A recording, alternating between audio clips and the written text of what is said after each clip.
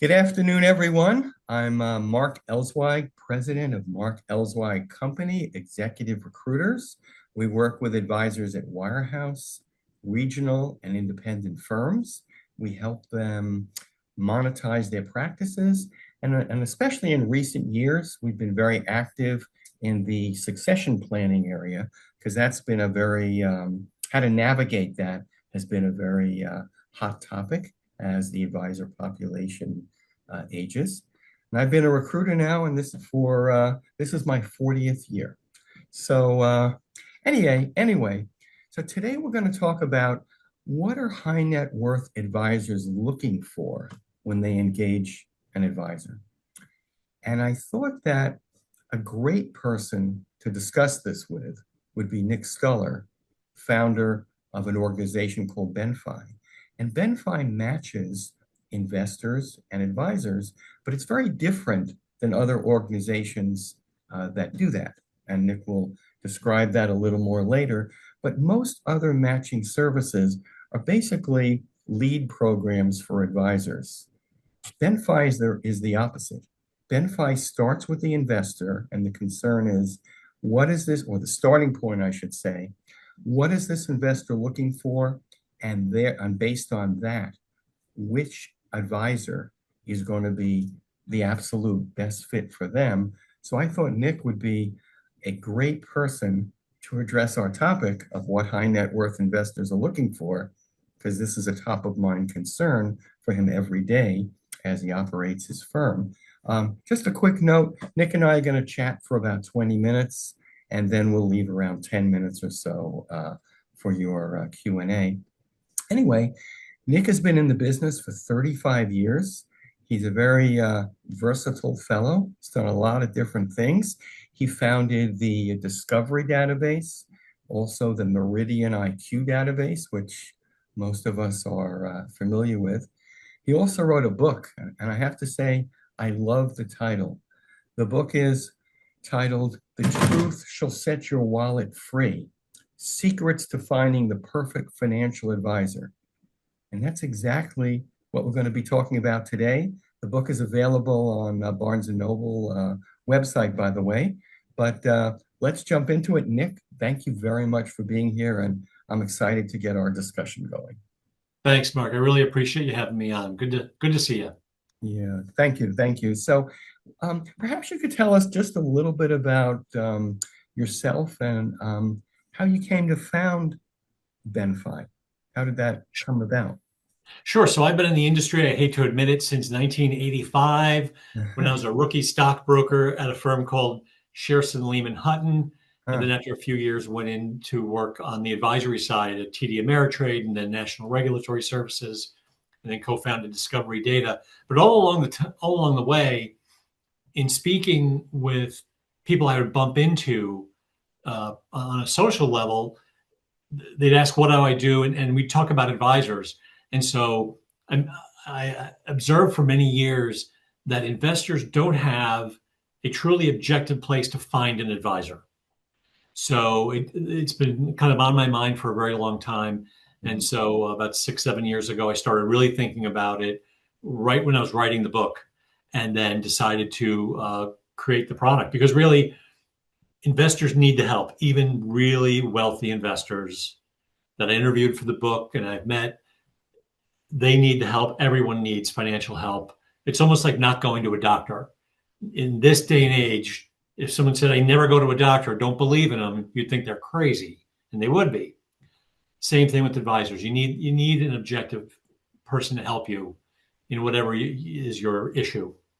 So it's been on my mind, and so created the company, and really thrilled with helping people improve their lives by finding them, the right financial advisor. That makes sense. So can you tell us just a little bit about your business model and what's perhaps a little bit unique about what you do vis-a-vis some of your competitors? Sure. So we really modeled the company after the dating site eHarmony.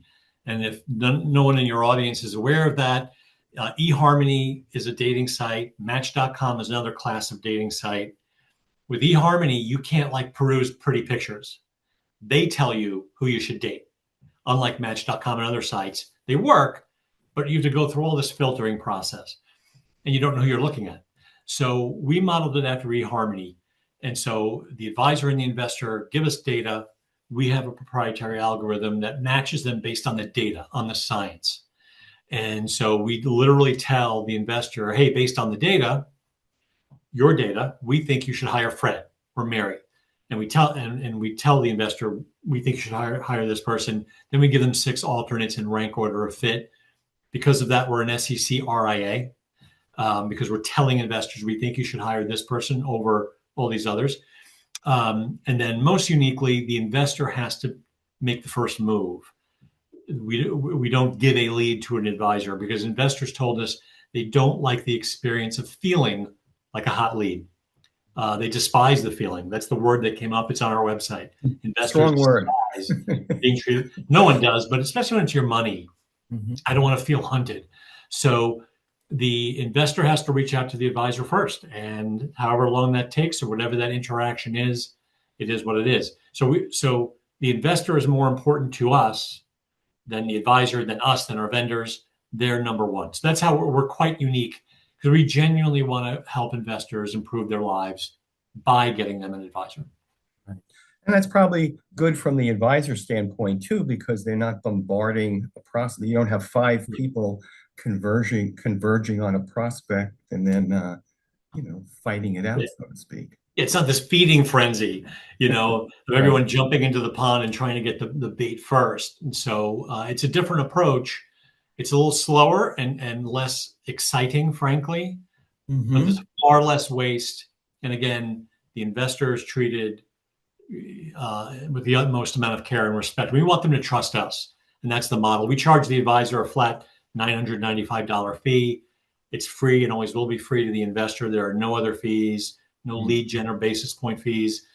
So we have every kind of investor, every kind of advisor, and we really built a platform so that the investor could feel comfortable with their matches and following up with the advisor as they see fit. Right. So based on your experience working with investors, especially high net worth investors, what are some of the things that you think they're looking for when they choose a financial advisor? Well, the one that really stands out, and this came not only through my years of working with advisors and investors, but also when writing the book and interviewing investors, the thing that is consistent is they want an advisor to ask them questions and actually really listen to what they say. Because far too often, an advisor who may be incredibly proficient in asset management or financial planning or some kind of very specific craft is eager to tell them what they know. And that's not what people want. People want to be heard. So especially the high net worth, because their lives are complicated. So they want an advisor to ask them questions, and they want to tell their advisor what's going on in their life. And that's what's missing a lot in today's world. They want the high net worth investor wants to talk about what's important to them, what's going on in their life. And they want the advisor to truly listen and not then recommend immediately solutions. Right. So, right. Yeah. So I can see that, because that's a classic fault of a kind of an extroverted salesperson. That they talk too much and don't listen enough. Yeah. And I've also found I've met a lot of advisors in my time, and there's also a lot of introverted but highly technical advisors who love what they do. And it's clear they love what they do. But that love of what they do pushes them to talk about it and get into the nuts and bolts. And even for very wealthy investors, it's over their head. It's not important, certainly not in the first call. So they've got to kind of put a governor on that inclination to share their expertise, right, and their love of their expertise. Right. Most high net worth, most investors it's over their head initially anyway. So right. So being a good listener and showing the prospect that you truly understand and care about them is really the right starting point. Yep. And then probably the next thing is stop using jargon. I mean, I've met investors who are worth several $100 million. you can't use really, you're going to try not to use any jargon with a high net worth investor. Dumb it down for them. I mean, just plain English. Right. Because, they really don't know what 12B1 fees are. They don't understand the 40 Act, the 33 Act, all these things. It's Greek to them, and it really doesn't matter to them. So plain English, and don't assume that they understand what you're saying, because a lot of times they'll nod along with you, because out of ego, they don't want to admit they don't know what they're talking about. So the advisor needs to make sure, am I communicating? Am I making up my point? Do you understand what I just said in a very kind of almost educational way, but without jargon. Jargon's a relationship killer, especially the first time you're meeting with somebody. Right. Right. So they have to be effective communicators. They have to be able to communicate directly and in plain English without retreating to technical, obscure technical terms. Yeah. Forget the Monte Carlo simulation in your first couple of meetings. Right. That makes sense. Looking at it from the other standpoint, or coming at it from the other way, how does an advisor, chatting with a prospect, how can an advisor figure out if that investor is really a good fit for them? Well, it's the obverse of what I just said. So when Right. you're an advisor and you're speaking with an investor, ask them open-ended questions. Why are you even talking to me today? Why are you looking for an advisor? And then really listen to what they're saying. What almost always people like talking about themselves. That investor will tell you all of the reasons they're talking to you. And if you're actively listening to that, you're going to find out if you like this person quickly, usually. Right. And so that's one technique. It takes a lot of practice, frankly. If you're not trained in it, it may take a little while to kind of really use that tool, but they'll tell you a lot. And then the second thing to do is to ask the other open-ended question: what do you expect of me, your potential advisor, and when? What do you want to see over the next year, 2 years, 3 years? And then listen. Sometimes an investor will tell you something that is unrealistic. And if you can't educate them in the moment, you're going to find out you're not a fit. And then the final thing is, if an advisor is an extreme extrovert, sometimes it can be hard to build a relationship with someone who's an extreme introvert. If you're so different, they may not hear you, and they may not take your advice. So what's the point of having a client if you're oil and vinegar, oil and water? Right. It's just right. So with that chemistry, it's not the most important thing in the world, but it is important, and it's a component of a good relationship. And if someone is completely, I'll give you an example. There's an advisor that I know that does not like communicating with his clients more than twice a year. He's a technical guy. That's what he does. He's got his process. There's investors that do not like that. They want to talk to their advisor every month. So for both parties, you're simply a bad fit, because someone's going to be unhappy soon. Yes. No, but you make a very good point about expectations. And if the person has had other advisors before and liked them or didn't like them, that's also, very important to be aware of too. What are some of the reasons that you think that perhaps investors leave advisors, opt not to stay with them? Well, the biggest one, and this is verified by many industry reports that I've read over the years, but I've heard this firsthand from investors, the advisor simply does not get back to them in a reasonable amount of time. Wow. Doesn't return a phone call within 2 or 3 days. And these days, my view, and kind of mirroring the feedback I've gotten from high net worth investors, if my advisor doesn't call me back within 24 hours, that's a problem. Yeah.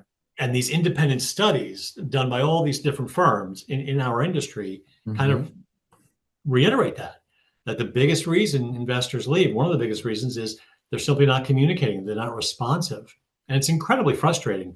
If when you're reaching out to your advisor as a high net worth investor, it's rarely just a chat and chit chat and go, hey, how are the kids? They're normally reaching out for a reason. And if you don't respond quickly, just to say, hey, I got the message, I'm checking it out, Mhm. it's a huge negative. It's a turnoff, and they leave. And Yeah, that's one of the biggest reasons. makes sense. They probably feel you don't really care. So, Yeah.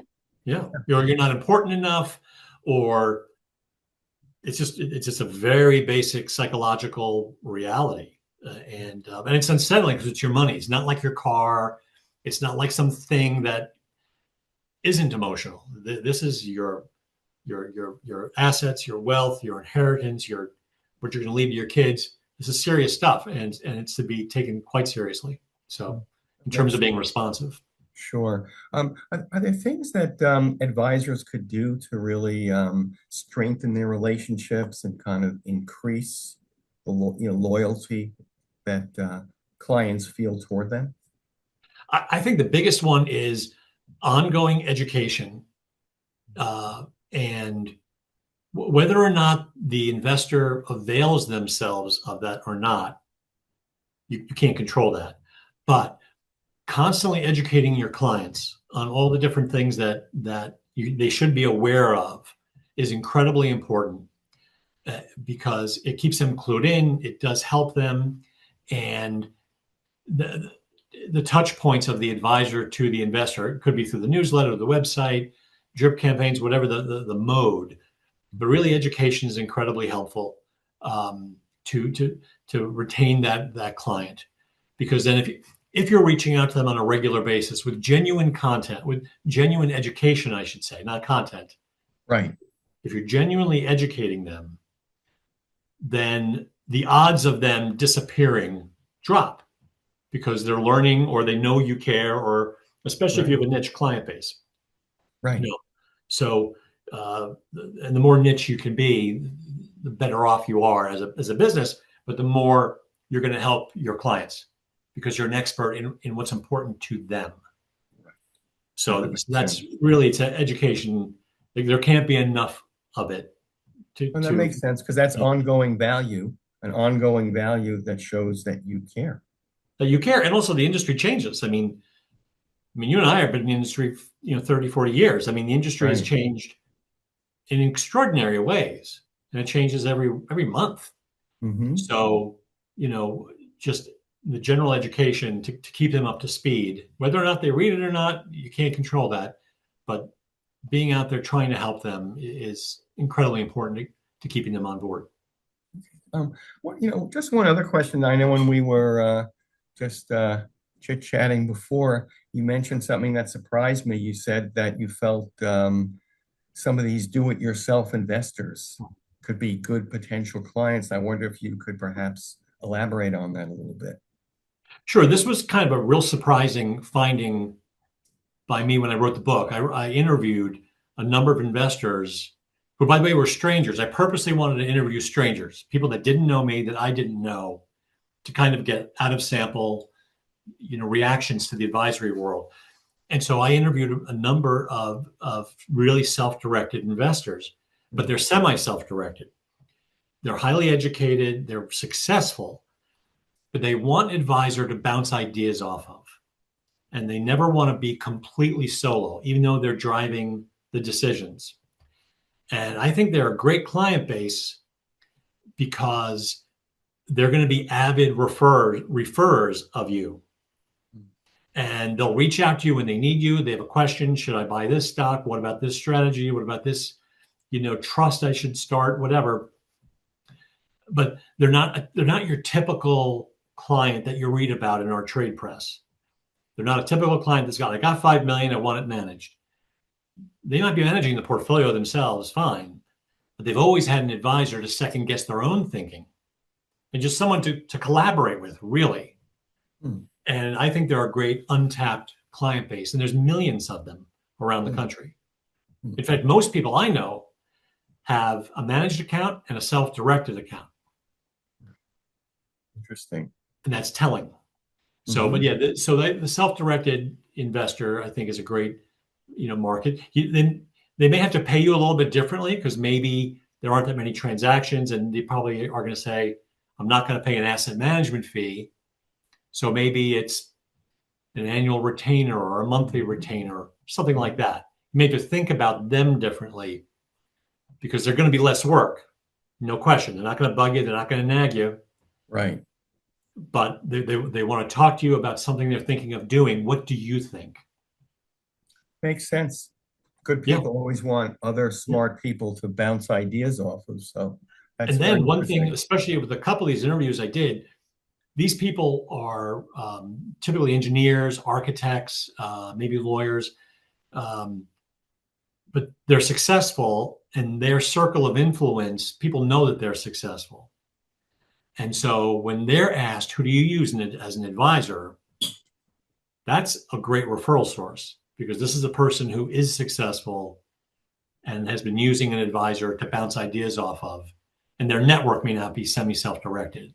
So I like that aspect of that target. So yeah, I think the self-directed investor is a great market that I don't think enough advisors are really thinking about. Interesting. So let me ask one more question, then I want to open it up to Q&A. How do you is there a way that advisors can position themselves to kind of attract more what I would call right fit clients, more clients that are appropriate for them? I think their website is where is the starting point. You know, talking about the niches you may serve is really is the place to start, because every investor is going to go to your website. Then it's the content you put out, the commentary you put out.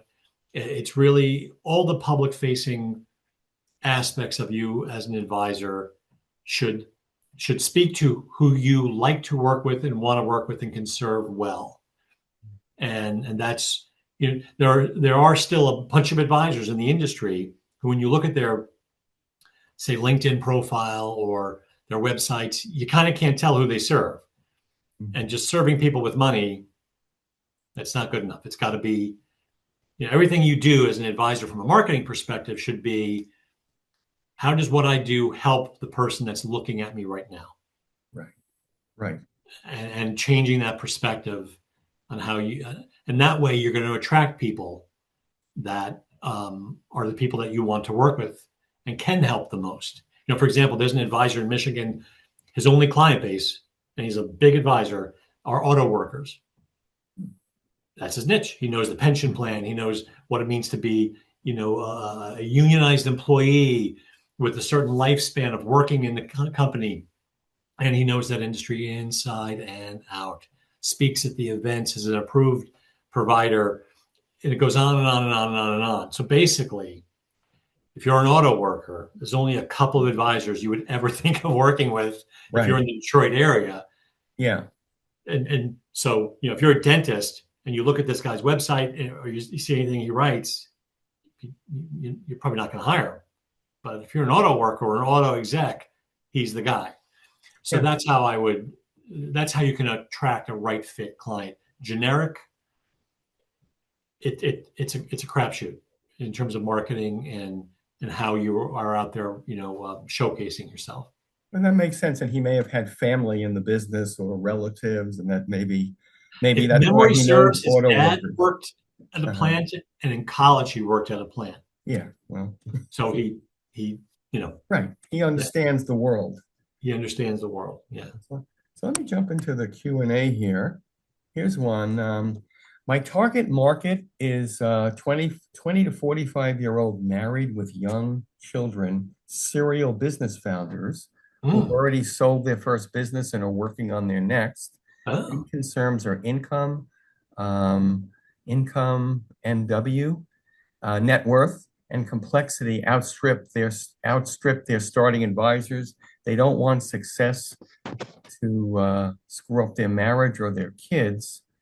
So he wanted to know if they're well represented in your database, people like that, if you have people like that. Yeah, in our database, luckily, knock on wood, we have a little bit of everybody. So we designed our data. I didn't realize he was asking about our product, but basically We have a little bit of everybody in our system. We have all kinds of advisors in our system. The only missing segment of investor we have is someone with a investable portfolio of over $8 million. That's our largest investor, investable portfolio of 8 million. Okay.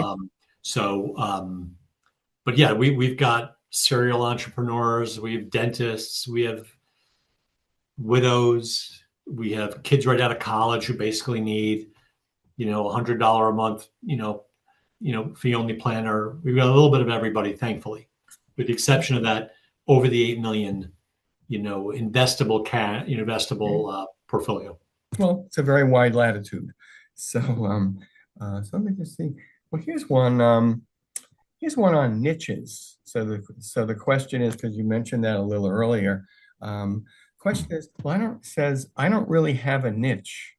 I don't have a niche. And how do I get one? How do I figure out what niche is going to make the most sense for me? What would your thoughts be on that? So a couple of things. Number one, I would ponder, first of all, I would look at your client base. If you've been in the industry for more than a few years, look at your client base and try to understand everything about your client base by occupation, by income, by geography, by anything you can think of, and diagnose who you're already working with. You may be surprised at what you find. But if it is really a smorgasbord and there is no pattern of who your clients are, then the next step would be, what do you know well? What do you like well as an advisor? What's your life experience?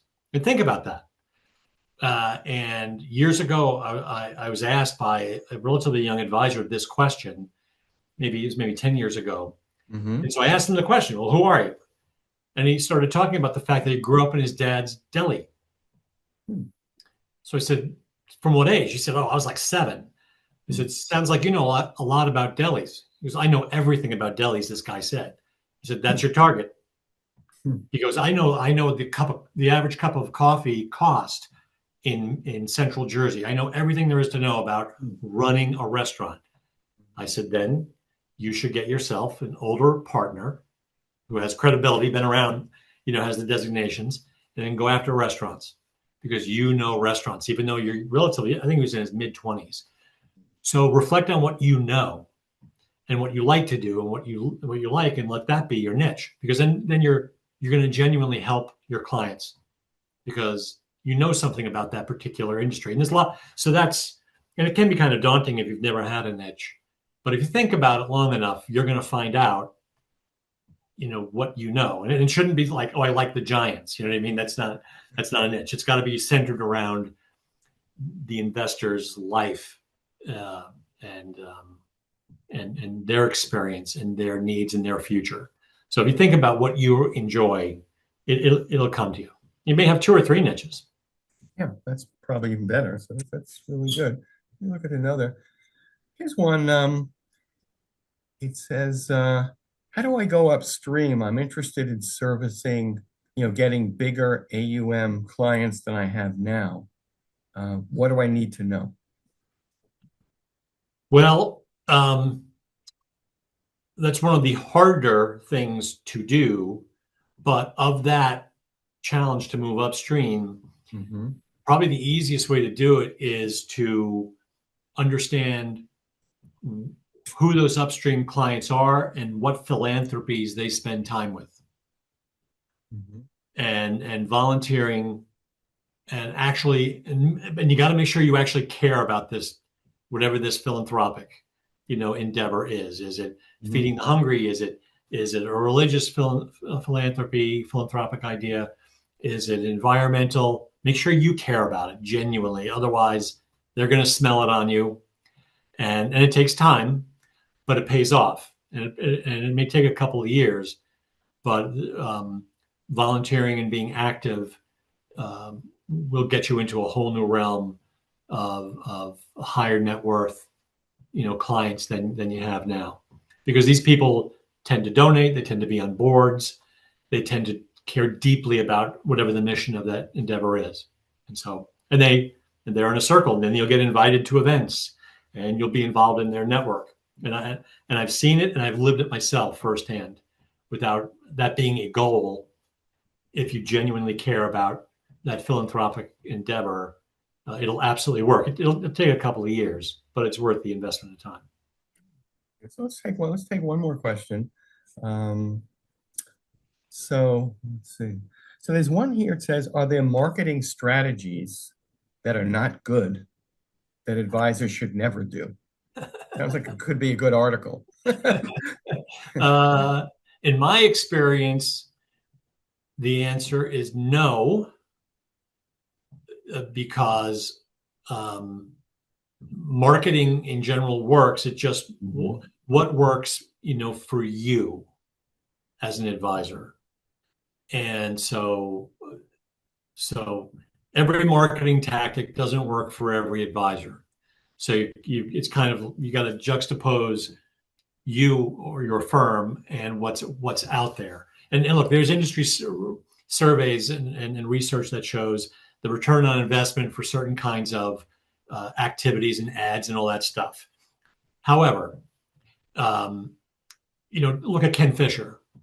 He's been doing advertising for decades, and an old-fashioned advertising, direct mail. And he went from $80 million. He inherited his father's firm by doing direct mail. What is it, $30-40 billion firm? I haven't checked in a long time. Yeah, it's incredible. It's incredible. But what he did is good old-fashioned business.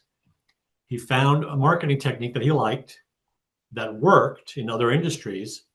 He invested in it. He constantly tested, and he never deviated. Right. And it took years.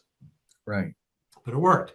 So, there's really no marketing technique or tactic that doesn't work for advisors. It just may work. One may work better than the other, but you really got to understand what your budget is, and also what you like to do. If you hate public speaking, if you detest it, don't public speak. If you love to be in front of people and love to be the center of attention, God, do that all day long. So you got to match your natural inclinations with the marketing tactic as well. So yeah, well, that's good advice. So I'm gonna wrap it up here. To our audience, when I'm gonna send out the video in the next couple of days, and it will have both Nick's contact information and mine. And certainly feel free, if you have other questions, to reach out to either of us or both. We'd be very happy to help. And Nick, I want to really thank you. I got a lot out of our conversation, and look forward to doing it again sometime too. Well, thanks, Marcus. It was my pleasure. I appreciate you having me on, and appreciate the audience questions. They were quite good. They were. Thank you again, Nick. Bye, Thank everybody. you.